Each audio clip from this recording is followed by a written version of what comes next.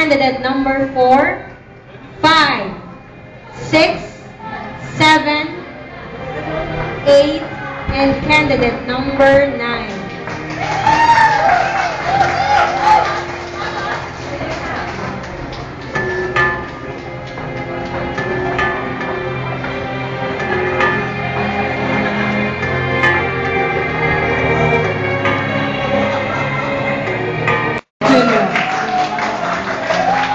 Sir Ricky is the advisor of grade 2 section choral. A Catholic by religion, he believes in the motto, no pain, no gain.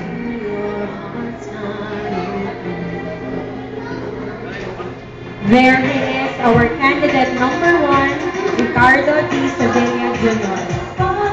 Francis Paul Y. Reyes is our candidate number 2. Sir Kiko is the athletic advisor of grade 2 Atlea. Second year Atlea. He believes in his motto, puso man daw ang matching, matching pa rin. That's our candidate number 2, Francis Paul Reyes. Our candidate number 3 is Jason G. Panima. Sir Jason is an elementary computer teacher and an office administration staff as well. Jason believes that time is really gold. Ladies and gentlemen, our candidate number 3, Jason Panima. Next in line is our candidate number 4, Roel G. Agustin. Sir Roel strongly believes that what makes a person is his attitude. He is the bookworm English teacher in the high school department.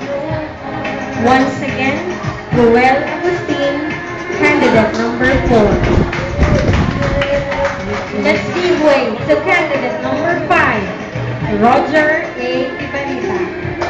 This very hard-working and patient guy is a member of the maintenance department. Allow me to quote his pick-up line, and it goes like this: "Dormat ba kayo? Kasi sa paligsahang ito, tinatapak-tapakan ko lang kayo." He is our candidate number 5, Roger A. Ibarita. Our candidate number 6 is Joselito F. Arizapa. Sir Joey is the third-year advisor handling Section Del Pilar. According to him, he hates girls because they are boring. He firmly believes in the saying, kung kaya ng iba, pagawa mo sa kanila. Our candidate number 6, Joselito Arizapa.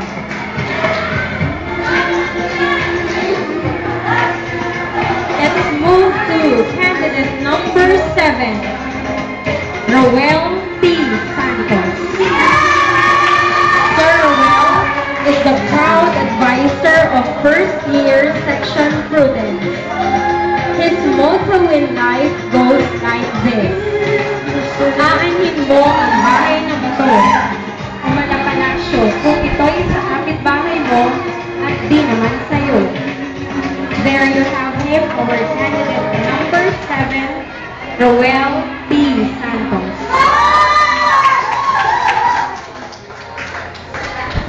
Clayton T. Anzures is our candidate number 8. He is the rockstar computer technician of the IT department.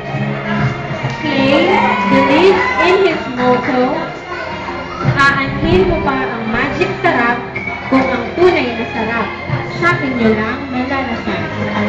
That's our candidate number 8, Clayton Anzures.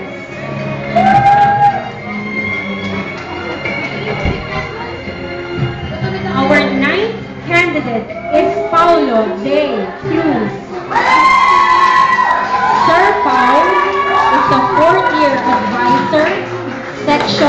goal. This enthusiastic math teacher believes that knowledge is power. Very